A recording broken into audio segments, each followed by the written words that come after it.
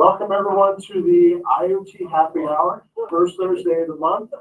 First of all, this is a networking group. That's the purpose of this group, is to find people you can work with, build your ecosystem, and extend from here. There's a lot of opportunity that's available here in this group, but I'm sure you're all kind of sitting back and wondering who was the entrepreneur who has bought and sold at least 10 companies. Who would that be? I did. Carlos, can you introduce yourself there? Carlos Amaral. I am the executive vice president of a startup company called Thurs Technology. Thurs' name is the goddess of agriculture. That's where the company came from. But we are a advanced analytics for supply chain logistics. And I've been in this position a little bit over 18 months. Pete DeMaggi happens to be an advisor to our company, so I know Pete really well. That's why things are going well. Yes. I kept him away for now so we don't have to deal with this thing, but it is a pleasure being here. My career has been insane. And at the same time, very blessed. I have I'm a bachelor, master's. I did 2 years of doctorate in computer science. So technology is my world. And for my graduate school, I went on the lumberjack for undergrad. I did UT for doctor. Diversity. Yeah. Listen, hey, hit all major points, right? Entrepreneur, yeah. And then I joined Texas Instruments, the manufacturing division of TI. And matter of fact, some of the early jobs that I did for TI was really doing artificial intelligence way back when it didn't exist. I wrote a lot of lists. Matter of fact, I wrote list. You are on. I built a planning tool using Lisp and Macintosh. And matter of fact, the voice recognition tools I built for TI. And I did the first Texas Instruments network-to-network conversion between the SMA and MHP platforms. So we executed platform deals out of what's happening in the factories, wasn't the manufacturing, so factories for us is very important, and how that translate that into an IBM platform. Back in the time that I was part of TI, we were the largest consumer of IBM machine. Matter of fact, we even modified the OS. I mean, IBM never allowed anybody else but Texas Instruments. I mean, we're proud of that because we are very, very technological. But anyway, my career has taken me all over. I was a VP of sales, general manager, and then I decided that I was done with corporate America, built my own company pretty successfully, done really well on that one, and then I got tired. And one of the philosophy of life that I believe is know yourself. Right? I mean, especially if you're being a startup company, you have to know what your limits. I got to a point that I knew that I couldn't take my company beyond that I was by myself. I was doing really about 3 companies, moved direction of what we're doing. We started as a network company, then we did in data, and we started growing the data. We partnered with some ecosystem. We did a lot of different things. Then I was going to buy a 4th company, and this guy did not like the price that I was offering. I said, Go figure. Go figure, right? And I said, your company have good foundation, but you lack a lot of problems. You have a lot of holes. And it's not recurring revenue enough for me to get as much money to do things as well. So we agreed to go outside, hire a third party, and the third party said, "Cause you're right on, you shouldn't pay more money than this."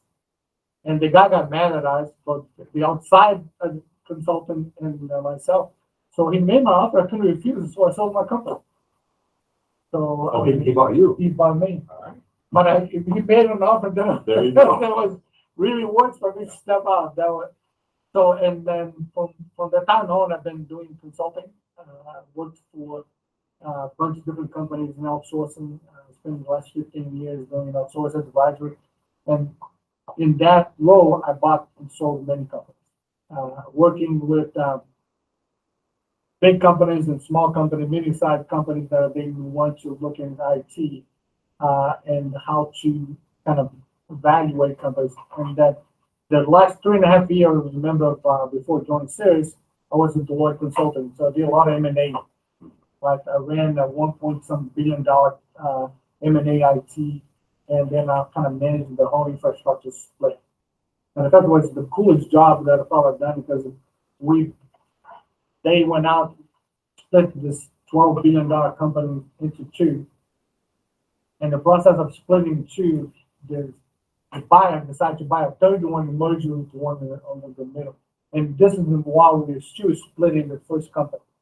So it was very challenging. It took us about 18 months to process the whole thing and take the whole thing from where there was a single company to separate companies and integrated the third company. So it was a lot of fun. And like I said, I've been blessed doing all the cool stuff. And then now I have a chance to be a change agent in the supply chain because our company, Thurs, has built a really cool technology. I just admit it, but I'm a techie guy, right? So a really cool technology that we allow clients to forecast or foresee market disruption months ahead of anything else can happen. For supply chain. For supply. Well, any company that is in supply chain, like buying equipment that is very expensive.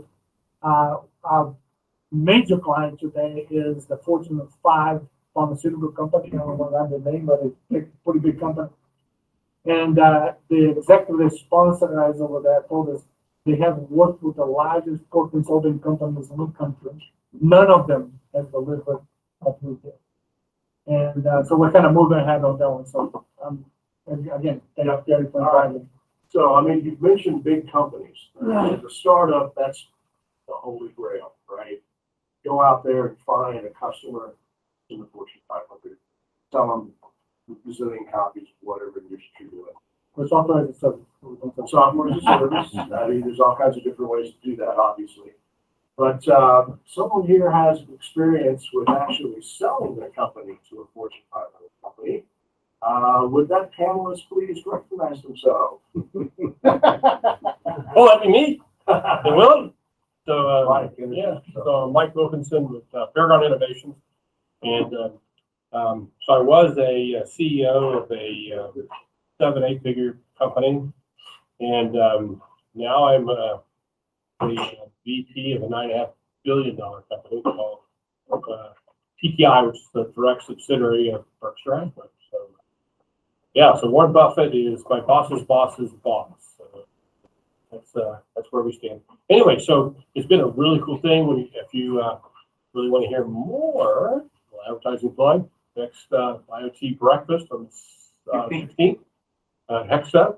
I'm going to have a slide deck talk about the transition and how well it's gone and name off all the bad things that happened, which I can tell you in a very short list.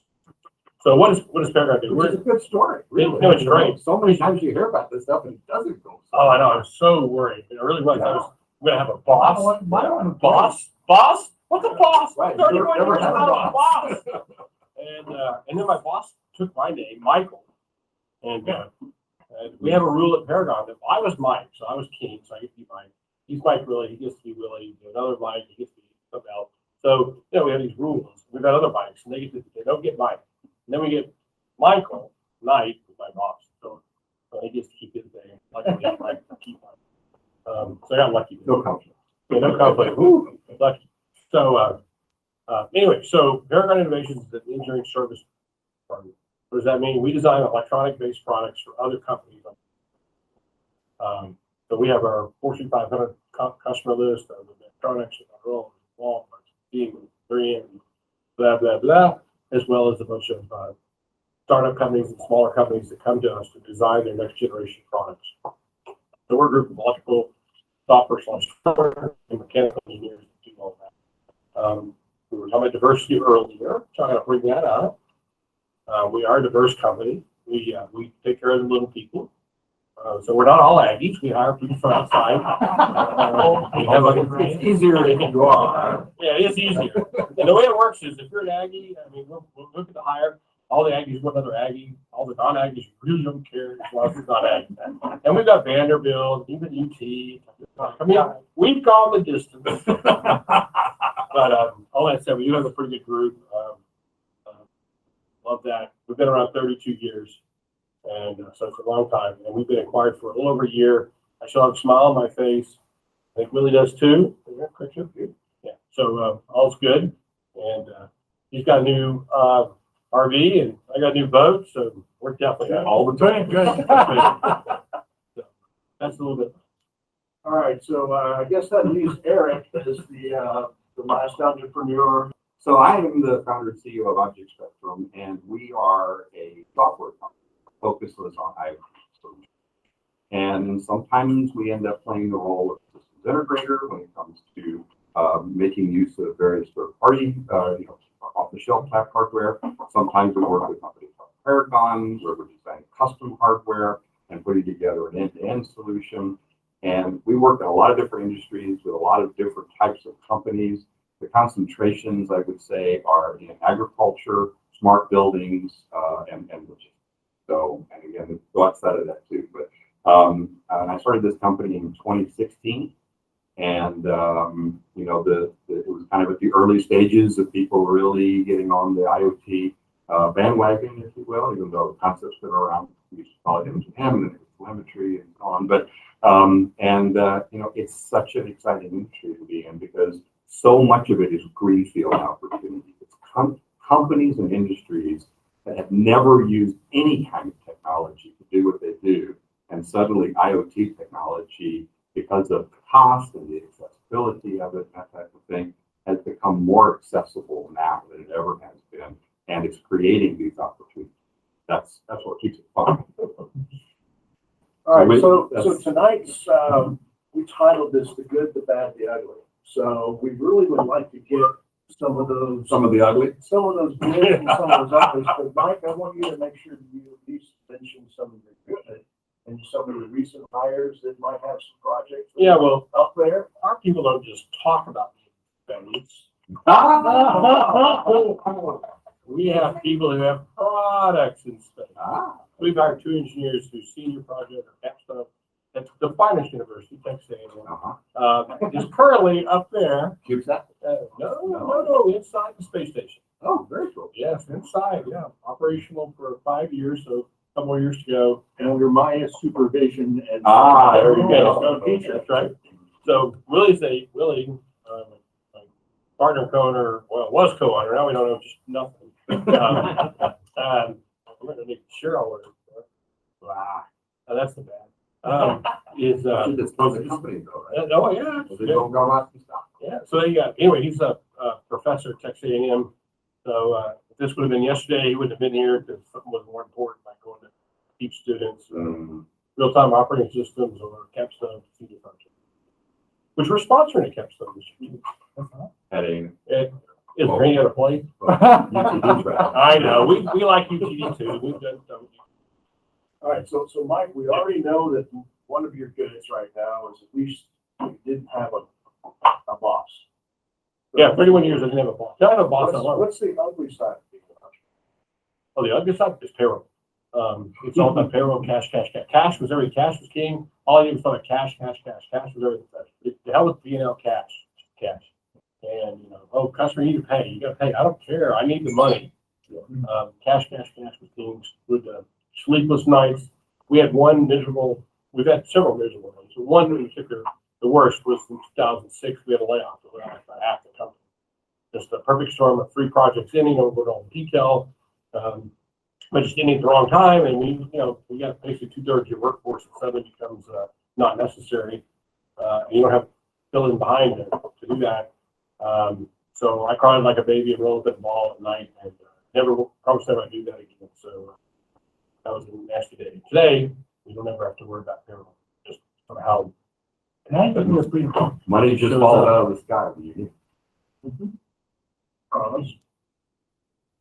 I second that one. I mean, when you were small on, you were always thinking about everything. but the money's king. Like, you keep track of what's the bills are doing. I mean, I grew up in a family where my mom actually controlled the money, and she always thought that you need to pay things on time. And man, I struggle with that one. That's trying to delay payments suppliers and stuff like that, to try to survive that one. So yeah, money is the king. I mean, this is the bad. Eric? No, I agree with that. Cash flow. No, cash flow. Cash flow. Yeah, And, it's the king. you know, I've had to layoffs in the past. It's not a happy.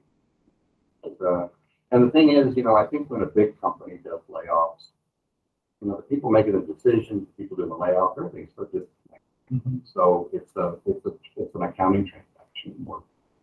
When you're a small company, you've got 20 people or 50 people or even 150 people. You know all those people. And their kids. You know, and you know their kids, and you know.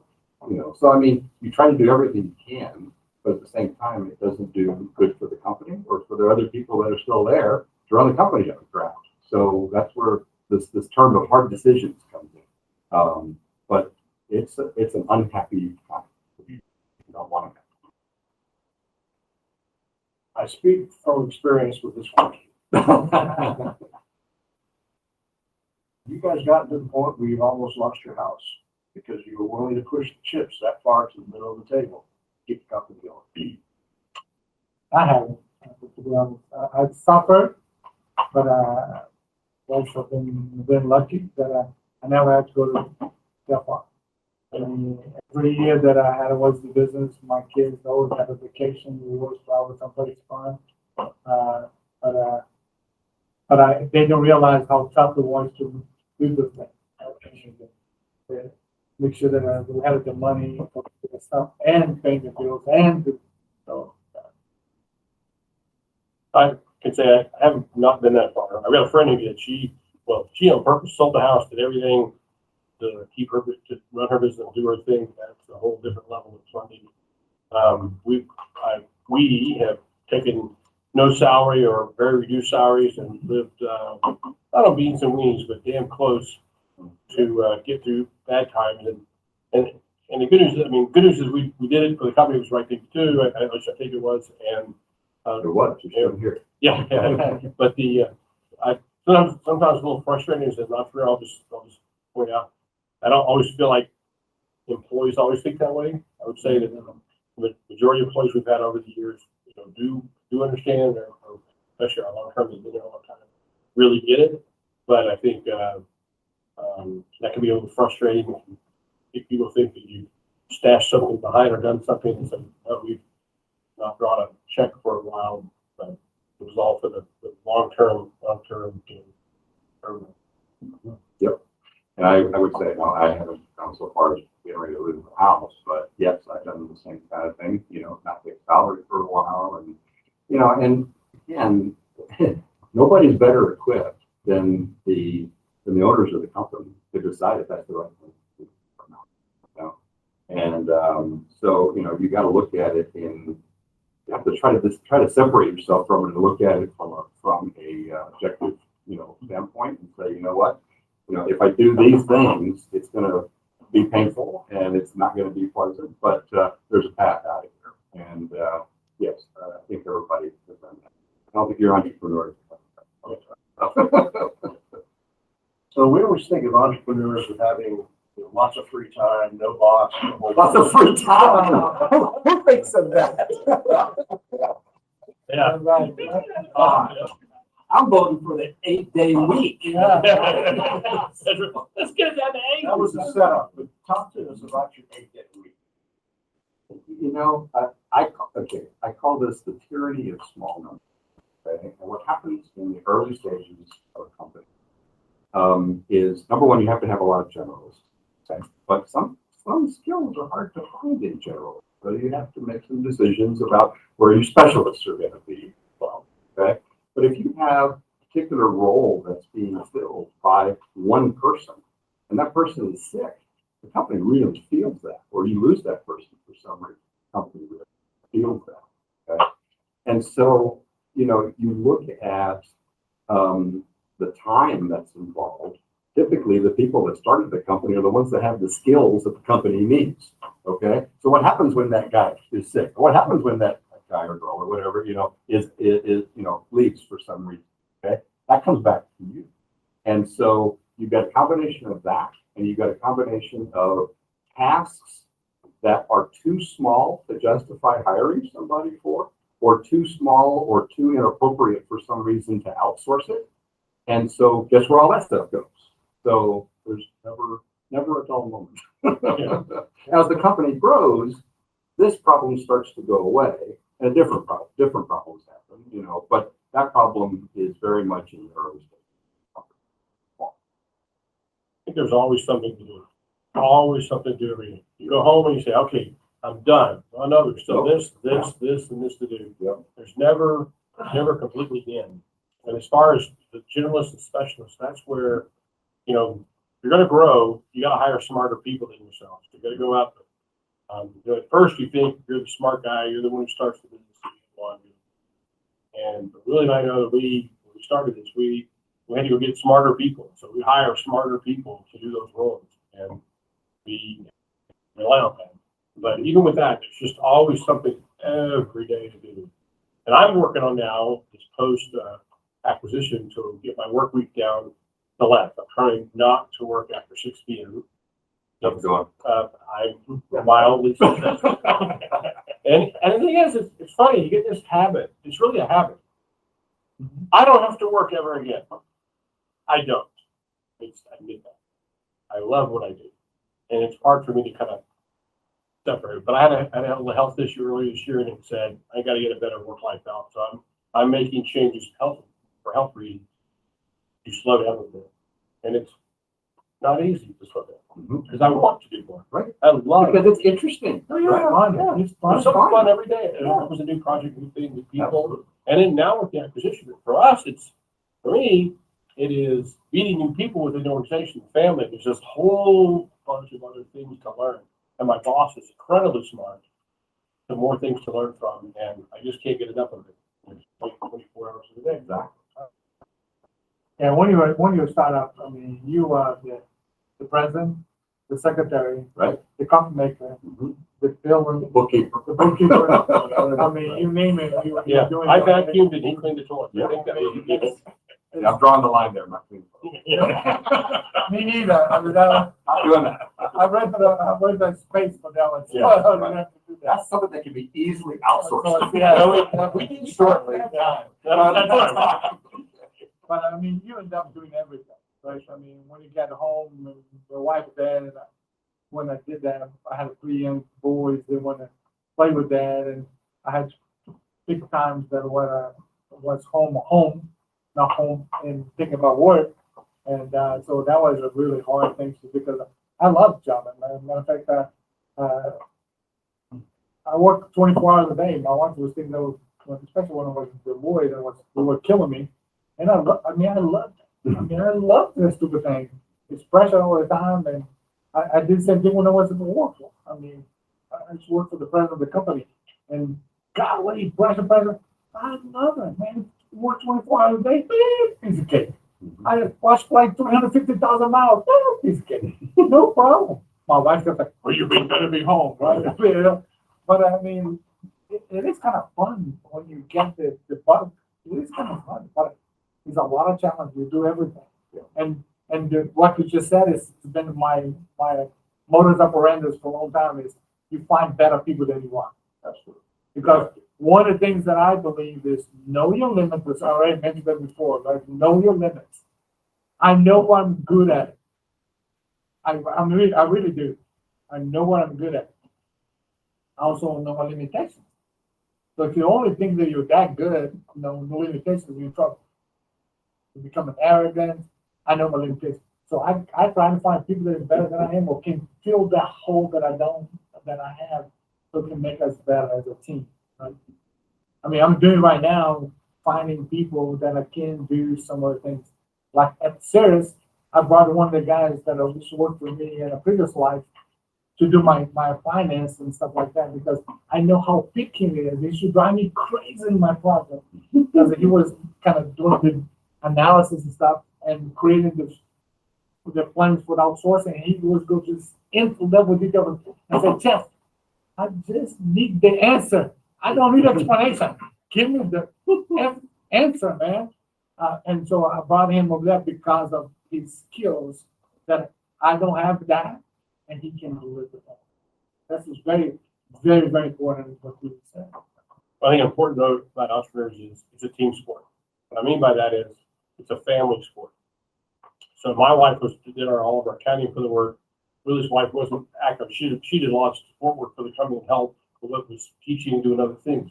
But in either case, it was a team sport. You know, when he's working late, she's filling in at home with kids and all that stuff. We don't have any kids, but it's a team sport. It's 24/7 work, and it's got to be someone that the family buys into, not just the entrepreneur. And it's not for everyone. Nope. No, And that's fine. That's fine. There's Yeah. That's the beauty of this growth. You know, there's entrepreneurs, non-entrepreneurs, people go to college, people don't. There's plenty of roles and things, and not one size fits all. Find your limit. That's what it means. Know exactly what the role you play.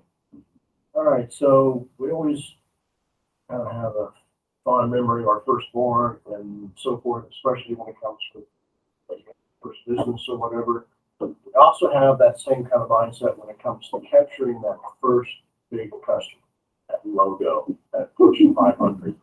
I'm going to give you guys kind of give your quick little story about that one account that just sticks in your mind and you're like, oh, we did it. First or biggest? Which Well, first big company would be Motorola, I think. I would actually go with our friends at Quest. Well, Because that was, because that was, okay. I'll let you tell the story, but what my comment on the story is that we were two guys who wanted to be in business together. Mike had started the business, but we wanted a way to bring me on. And we went out and pretended to be much bigger. Yeah, we'll take it from there. That's never Yeah. happened. Yeah, we were in a particular company at the time. The individual president, he was interested in.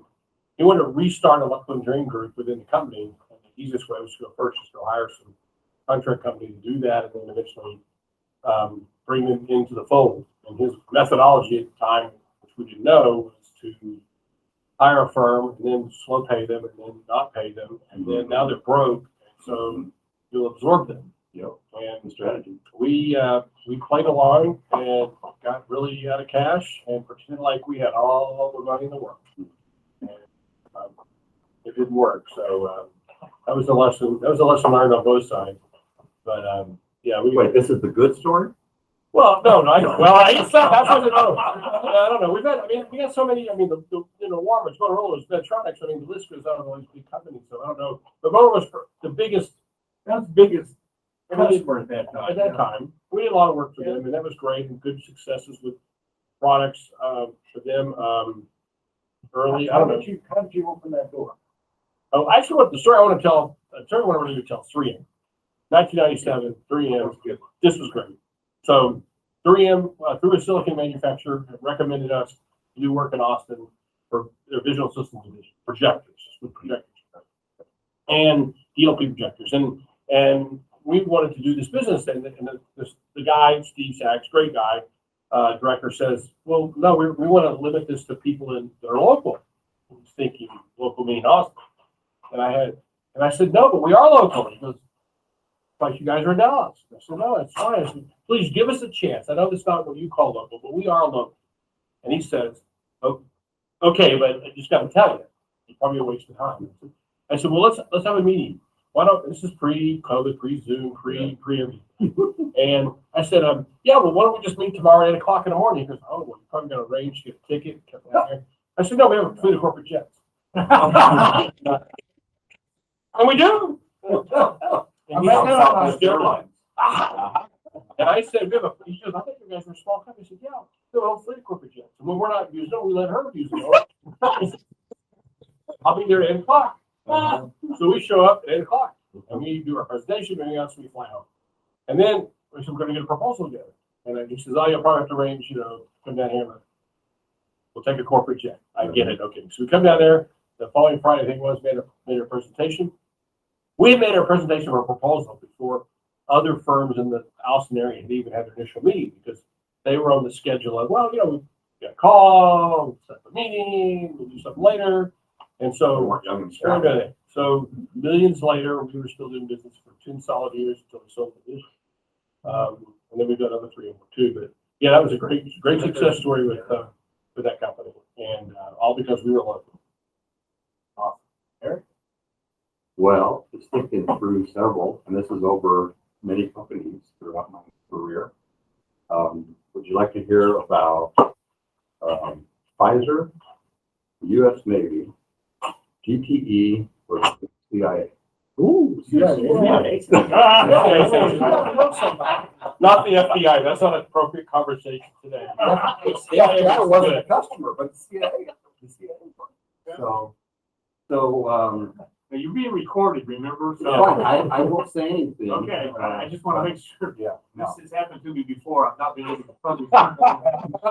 They get them a roll. And as the CIA does, there's a front company that you've never heard of before. And that's who you actually. Yep. I honestly don't remember the name of that company, but So he says. I don't remember. I don't Um, So You're not that old. I plead the fifth. no, but so in '87, I started a company with you guys from Metro Media. Anybody remember Metro? Yes. Yeah. Okay. And a previous business partner, and we were making test equipment for paging and cellular networks. Okay? And so, the obvious people you sell this to are operators of cellular and networks. And then we started getting these orders from this company out of Virginia. Never heard of them before. So they would place orders. And then they became like a really large customer. And the equipment that we were making, it turned out, and we found out who they were, okay, and they didn't deny it. They said, oh yeah, this is what we're using it for. And they were using it to track drug dealers. So they would put these essentially, it was like in zero Halliburton cases, okay? And because they would be used out on site.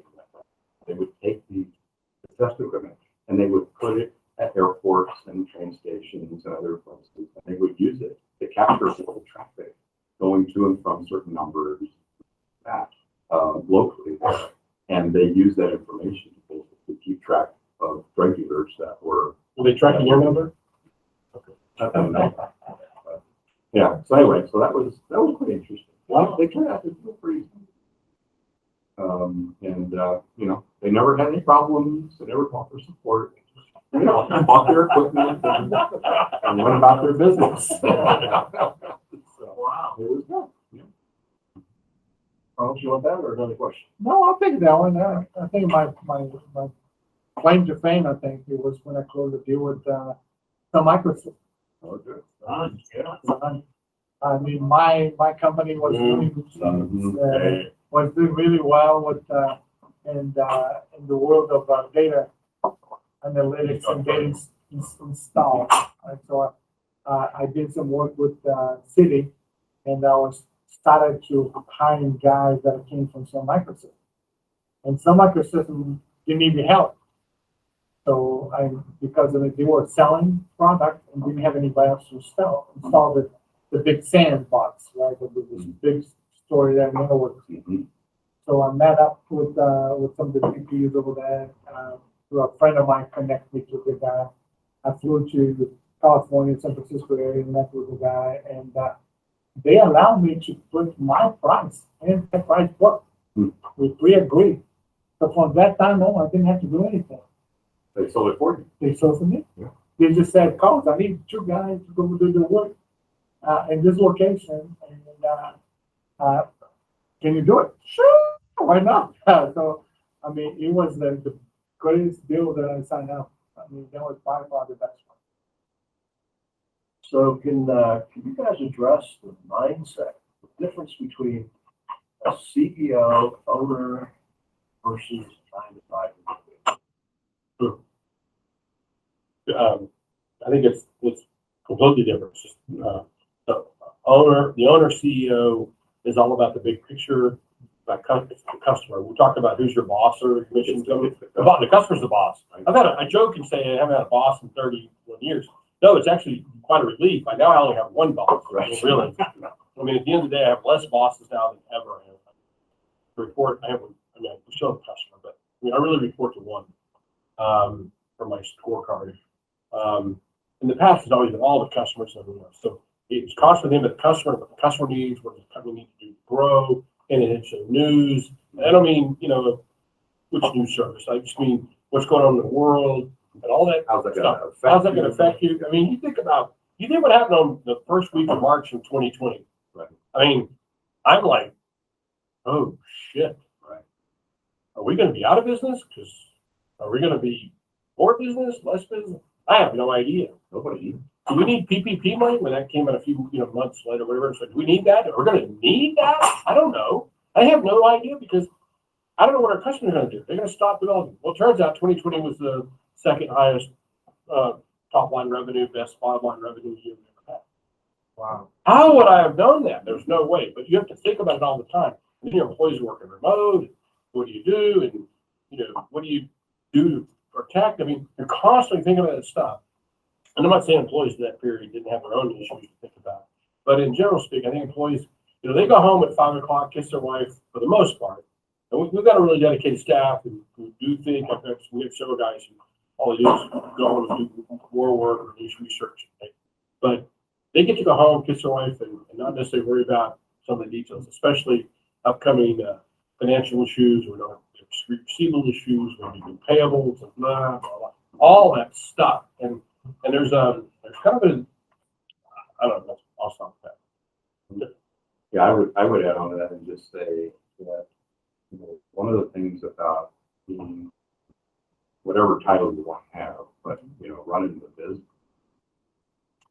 there's no instruction manual for that, and so you really are making it up as you go, and you can certainly read voraciously and you can get advice from people and you can do everything, but the buck stops here. And any job that has a job description at least is well enough defined that you don't have to think about 400 different things. You have a pretty good idea of what your role requires. And so, that's a very different way of thinking on a day-to-day basis. And I mean, I think anybody can relate to this that's ever, been in a business ownership situation. In a given day, sometimes I lose track of the number of different things that I do. Okay, completely different skill sets. I mean, are we talking to the accountants right now about this loan that we're going to refinance? The next hour we're talking to the engineers about some software problem they're having, and then an hour later it's a marketing meeting with somebody else. An hour? Okay, 15 minutes later, whatever it is. But I mean, and sometimes at the end of the day, I'm like, at the end of the day, 11. But and it's like, wow, when did that happen? Oh yeah, that was this morning at 7:30. You probably had that experience too. Yeah, I mean, I think that's this commitment really boils down to that one, because as a CEO, the founder of the company, you're committed. Yes. The success really is in your shoulder. I mean, you bear, you always say that expression that you bear the weight of the world, but I mean, you bear the weight of your company. Like good or bad and ugly, I mean, you are there because, I mean, you're not going to be successful if you don't know what you want to do. And I think the hardest thing, I think, for an entrepreneur is just knowing when to say no. Yeah. Like, Hard to do. It's really hard to do. Like, I'm going to give you an example. Today, we had a call with a potential prospect, and the stuff what the guy was talking about was totally out there. We don't do that at all. And the guys going to come, man, we can do Yeah, but do I really want to get there? Do we really maybe want the product to move that direction? I said no, right? Because it just doesn't make sense. So I think that sometimes is that commitment and the big awakening show that, and they have the vision. Because when somebody goes home, they go home. Right? I mean, they might work or work actually, so like, but they don't have that problem that how you gonna. And they may be very involved. Oh, no, They have yeah. really great input and that type of thing, but it's just, it's a different. It's different. It's It's a a different level of defined role for us. Here's the fun. Think about this. You have a day, 2006. But I mean, any day, it could be any day. But, and things are going, and you say, you know what? I've had enough of this. I want to do something. Let's say that's what I want to do today. The problem is that I can't quit the job and just go work next door. Every employee can quit any day, incorporate 2 weeks notice to be socially polite. When they do, yeah, when they But I mean, to be proper, give 2 weeks notice and then move on. And then, I mean, and be good. And you look at them and you thank them for their service, they move on. The owner can't. The owner can't quit. When things are going bad, you still have the clients you have to finish. So you can't shut down the company there. You still have clients' work you have to finish, which is over the next 6-9 months. You got payables still to make, employees. And if you start winding down, think about it. How many people are going to stay with the company is every time we finish a project, you're gone. Right. Finish that project, you're gone. People are pretty smart, especially engineers. They're going to figure out, you know what? As soon as my project's gone, I'm gone. I'm not going to wait till my project's gone. I'm just going to start getting a job because I don't want a month delay or 2 months. Even if they're really good, no, they'll get a job immediately. Still. So you can't ever end. And then meanwhile, you owe money to the bank. Maybe you have a lease for a building or whatever. You know, leases in commercial space are 5 years. They're not 6 months or a year like some apartment. So that's a big difference. The other thing that's different about employee, is expenses. A lot of people think, oh, it's a company write-off. We're going to buy a computer. Why don't we buy a new computer? You just write it off. Right. I want to explain what write-off means. If your tax bracket is 28% or a corporate rate, 21, okay, it's 21% discount. So you go to Best Buy and there's a $1,000 computer, okay? You get a 21% discount if you buy that for your company instead of you personally. That's what the write-off is. It isn't free. It's a 21% discount. You paid $1,000 a day. At the end of the year, you pay $210 less income tax for that. I mean, not income. You take that off, you get 210 equivalent. So that's it. That's what you're discounting. It's not free. There's no write-off for this. You go on a business trip and go to the Caribbean and get on this boat and then it's free. No, it's a 21% discount. If I can do it. Best case. So by the way, if I could say, that's an interesting point because understanding the finances of a company is not something that most people ever need to do. Yep. Okay. You could go through your whole career, a very successful career, and not know how to read a balance sheet. Yeah. Because why would you need to know that? Okay. And so I think that is something, you know, and I've always tried to really communicate to employees and make sure everybody understands as much as is possible to say, because it's good for them to understand it, but they still, you know, it's just not something that's in their purview. Yeah, And that makes this kind of stuff. But adding to that one is the legal.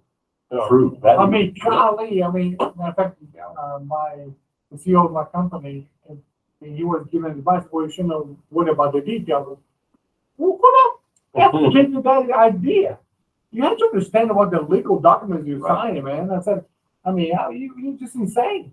I read every single document to the nth level of detail, and I'm telling the people that hey, this thing doesn't work for me. I don't give a crap who you are. And that is not Big or fun. small or little, it doesn't work for me. So legal documents is very, very important. It's good sleeping. Yeah. And one of my favorite quotes, and I'll set up for that one, is Reagan. I'm a huge Ronald Reagan fan. Trust but verify. Yeah. So if you don't have a contract, you're a moron. It happened to me. I've done some really stupid things. And because I trust somebody and I got totally effed up. Nope. Right? And then, but the contract is there to verify somebody's being honest and truthful. So if you don't have a contract, don't do business. I don't give a F. And people don't remember. Oh, no, they do. I forget. I admit, I No, forget. no, that's what I'm saying. If you don't have a contract, the reason I'm like, wait, we discussed this. It's like, no, we didn't. Yeah. You know? And we go back to the contract and now everybody knows what. No, that's true. That's So my wife did our accounting for all these many years, so she retired last fall. And there was a joke in the company about a mechanical pencil or a $20,000 piece of test equipment. Which would my wife approve? And if you could justify without smiles like it's a toy to my wife that we're going to spend $20,000 and it's going to generate $100,000 revenue for this piece of equipment, she's all in to write a $20,000 check. Right. If you want a mechanical pencil, no way, because a 20-cent pencil or 2-cent pencil works just as well. Because you could never justify why a mechanical. So our company never purchased a mechanical. All right, so we've heard you say dollars and dollars revenue and all the financial stuff. We've heard you talk about your engineers. I mean, we got to use the word IoT here, at least once in a while. So, Write it off. as, So we can write it off. there you go. As a company, What is that? I don't know, I don't. Go ahead. so as an owner of the company, as a president, as a CEO, whatever, there's always the thing that's going back and forth. Engineers say they want to just give me another week, give me another 2 weeks. I want that 1.0 to be just perfect before you go to market. Can you talk a little bit about that balance of an IoT related product or service that you had that go back and forth? Let's fix it in the field. Let's get some revenue down. So MVP, and minimal viable product. Our most valuable player. But you gotta have MVP. And if you strive for MVP first, then you got something you can think about an architect for a bigger system, but get MVP out there. Because here's the deal. Your customer doesn't know what they really want until you get the first product out. And the product's gonna pivot this way or that way. And you really don't know what the customer really wants to get that first one out. So thinking of all the grand benefits and features of all these things isn't going to happen. The original iPhone didn't have apps. Now, I think they thought that through because, and we're going to have, but I think they went with MVP first to scout the market, make sure we could win the phone market since we're a theater and music company. Yes. And let's see if we can do that. Maybe we might dip our toes and see how well we do. Well, I did perfectly. But let's get out there. So MVP, and then and it's got to be working, but it doesn't have to necessarily be perfect. Unless you're Apple. Apple's extreme where it's got to be perfect first. Steve Jobs. They got the money to do But that. they do. Right. But the rest of us don't. So we have to get a product out there and see if it works. Now, if you launch too early, and we can tell stories. We had a customer not too long ago that had money, not Apple money, but money, and they launched too early in the app. The app group somewhere east of the US did, and the app failed, and the app problems caused the product to be an overall failure in the market. And that was unsustainable. It was terrible. It hurt the company big time. But MVP. Yep, I agree. That is the first discussion we have with everybody. Because it is natural for the customer, whether it's one person or a team of people that are involved in that product creation, have lots of them. And it's great. Capture all the ideas, okay? But the very first process is going through that cycle and getting to the point where everybody agrees that this list of features is the thing that's going to go to market. Because I've also, you say go to market too early, then obviously be a disaster, okay? Going to market too late can be a disaster. Oh, yeah. One more thing, Okay. just one more thing. Just one more. We'll get out next Yep. week. And here's the, we're in the software business. Okay? And when the software is finished? Yeah. Never. Yeah. Okay? Software is never finished because the definition of finished software is obsolete. Okay? But that's the point that you stop working on it because no one wants it anymore. So the thing is, will always be a feature. Okay? Our core software and tool chain that we use to build applications, okay? Last time I looked, there was 853 items on the road. Okay? They will never be done, ever. Okay? But these are ideas that are captured. And then We go through, that's called grooming, you know, and you figure out, okay, based on market demand and based on this, that, and the other, and this feature we need for this particular customer and this kind of thing, how do you schedule that in? And the same is true when you're launching a product. Okay? Because one thing, and you're exactly right, product's going to fit, okay, is 100% certain that the product that you go to market with is not the product you have 2 years. Okay? 100% certain. So if you go beyond MVP, you're basically just burning cash and burning time, which is often more valuable than cash. Not knowing, You're giving time for your I'm giving customers, time to for be your competitors. competitors to come into the market, okay? And the quicker you can get out there with an MVP to start getting real customer feedback and real field test data, the better off. Exactly. All right, so I've got one last question here, unless we've got something burning from the audience who's taking the time and consideration, but this kind of dovetails into, again, what this group's all about, right? It's building your network, it's building your ecosystem.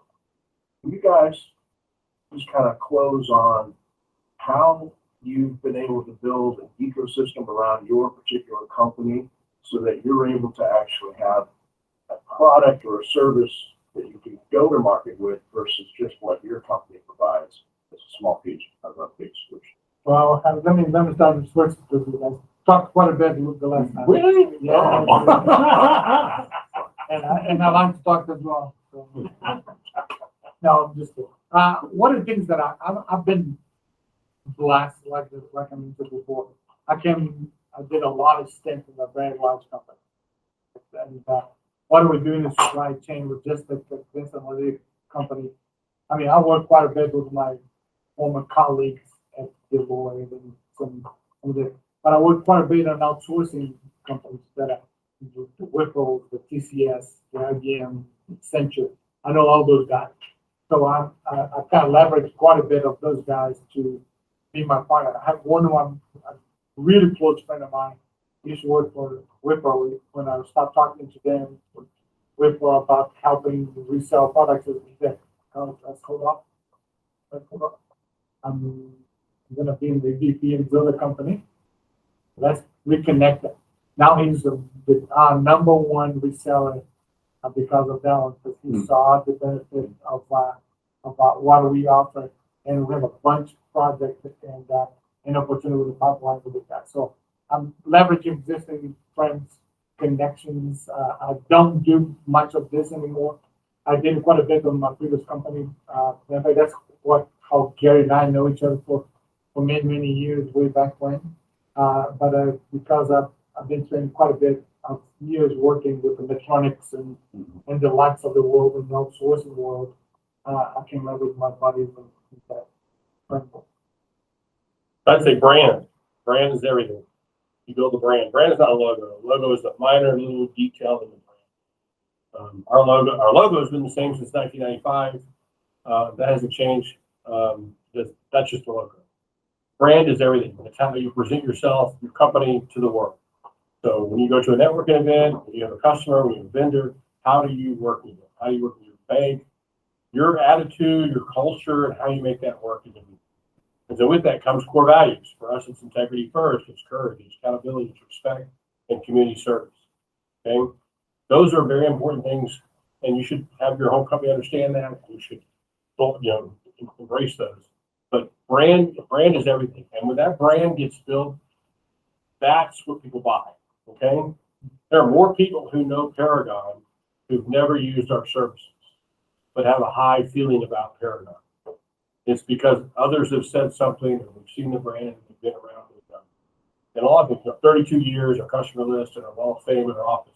3 things that just automatically guarantee customers. If I could get someone to be in my seat in that conference room all the time, know our customer list, know our site, in those 32 years, if there's any chance of closing that business, it's already closed. And it's brand awareness, which we didn't have in the beginning. In the beginning, you had to talk about, yeah, Willie and I, well, back in the day, I worked on this telecom thing, and I did this, and I did that. And then at some point, it got better and easier, and eventually now now we have the 4th really cool thing behind our brand, and that is, oh, yeah, it's Berkshire. Mhm. Yeah. Which is, all of that inspires company. Yeah, but the brand, the one, that's a very good important thing, because at Deloitte, I was my former employer, they are really big in branding, but I'm not branding the company, your individual brand, Hmm. right? Like, why people do business with me, because they know that I'm standing for something, Mhm. right? That's why, that's the brand, not only the company, but your individual brand. When people knows who you are and how you, what you stand for, it's priceless. And I would, those are, I would turn this around a little bit and just think about the concept of ecosystem from a company standpoint, okay? I love that word, by the way. What's that? I use that all the time, ecosystem. Yeah. So, I mean, this is the thing, these days, and I was explaining this actually to my wife many years ago, as I was working on some IoT project, and gosh, every layer of this is a PhD, okay? Every single layer. And it's important to understand what the stack looks like. It's important to have an understanding. It's also important to understand where the PhDs are. I mean that literally and figuratively, okay? Yeah. Because when you think about what it takes to deliver a successful solution that is based on such a complex set of technology, very hard, probably impossible with a few exceptions for one company to be successful, okay? Because you simply don't have the range of expertise that you need to be able. And so, in fact, I mean, we work with Mike and Paragon because they're really good at what they do. We're really good at what we do. We don't do what they do. Testimony. Exactly. But when it comes to off-the-shelf hardware, and when it comes to particular network carriers and all the different things, okay, you develop an understanding of where the experts are in the ecosystem, and you figure out how to leverage that in a way that you have a high degree of success when it comes to delivery. Fantastic. All right, well, I just want to thank our panel this evening.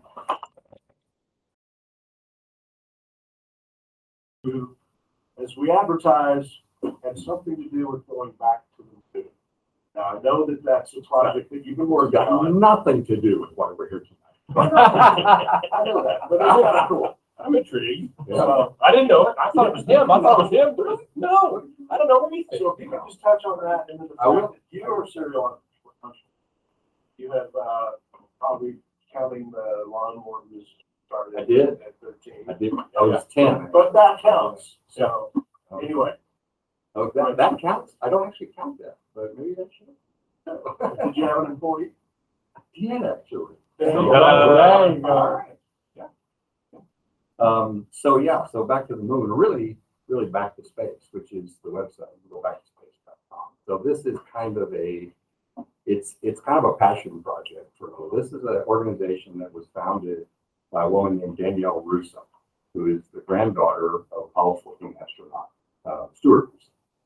And so she grew up in an Apollo family. With all the astronaut families, and we got to do lots of fun things with Apollo astronauts. And they are some of the most fascinating people you could ever hope to talk to. And They're out there. They're out there. Well, but here's the thing, I mean, you think of the Apollo astronauts as being fighter pilots, okay, which they were, okay, the best of the best. But most of them have 3 or 4 master's degrees and 2 or 3 PhDs, and they can talk to you about just about anything because they also had all that. Anyway, but she grew up in the Apollo family world, and her peers when she was in school had absolutely no idea about the Apollo program. Didn't even know anything about it. And she tells a story about that the straw that broke the camel's back was she asked somebody who their favorite Apollo astronaut was, and the answer was Lance Armstrong. That's a true story. And so she set out to basically form an organization that would, through various, and she lives in Los Angeles. She's also an actor who Actually, you probably have seen her around in places. She's not A-list, but you'll see her. And so she wanted to use media to educate people, not just about the legacy of the Apollo program, but about what's happening, what has happened since then, what's happening now with Artemis program, and really just re-engage people from all walks of life in the manned space program. And so I know a gentleman, I don't know if anybody knows Michael Gorton. So he was the founder of Teledoc. Yeah. Maybe you may know Teledoc. Oh, yeah. And so this is such a long story, so I'll make it very, very short. But he got involved through a guy named Jim Keyes, who used to be the CEO of 7-Eleven and Blockbuster, because Jim and Danielle Russa, they met at an airport bar when they both on a delayed flight. Okay. And so they basically were talking about this. Jim called Michael and said, hey, you got to come and do this. I don't know anything about this entrepreneurial stuff. I'm a Fortune 500 guy. And so they got together and I heard about it. And I'm like, I'm in. What do you need? So we've done a lot of different things. Go to the website and learn about it. The thing that we are doing right now is a virtual reality multi-sensory experience that's going to be done as a pop-up, meaning it'll be like for 3 months in Los Angeles and 3 months in Dallas and 3 months in New York and that type of thing. And it is the best way to explain it is it's a movie that you are in. Okay, so you're participating in a scripted event where there's lots of different side plots and things like that, but it has to do with a mission to the moon to solve a problem that has happened, and I won't go into more detail, but that's going to launch spring of next year. Launch. Yes, it's going to launch spring of next year, and the first pop-up will be in March. Hey, Eric, one of the things that I think is interesting and pertinent is how many of those Apollo guys are actually still living? Not very many. Getting to be less and Not less all very the time. many. Yeah. I know you've had some interaction with some of those Absolutely. guys and stuff. Yeah, so there's only, well, just for fun, how many people that walked on the moon are still alive? 4. Really? Yeah. But that's not many. Oh, my Yes, God. there was 12 total. And Buzz is still four alive. left alive. Buzz is alive, yes. Charlie Duke, okay, Harrison Schmidt, and Rusty Schwab. But they're all in the 90s. Wow. Yeah. So, and They've been there, done that. what's that? They've been there, done that. Go ahead, and it's like, well, what do you do after the movie? You go to Disney World, of course. So, anyway, but yeah, it's been a lot of fun. And we did a huge program. We will do this again. We did it before COVID, and we couldn't do it again during COVID because it involved high school students all over the country. They all entered a contest. They submitted a video, and we selected 25 from I think we had 450 applicants that met the initial criteria, and they were what we call Group 1 of the student ambassadors. And so we did several programs with them. We did astronomy programs. We went to a SpaceX launch in Florida. We had a couple of different events with Apollo astronauts and with shuttle astronauts, and then we equipped them to go out into their communities, to the schools where they came from, and basically educate them. So, like one of the things we did for Richardson, the Richardson High School, we had 4 Apollo astronauts come out there and do a Q&A in front of the whole student body. And so I mean, what an opportunity for these kids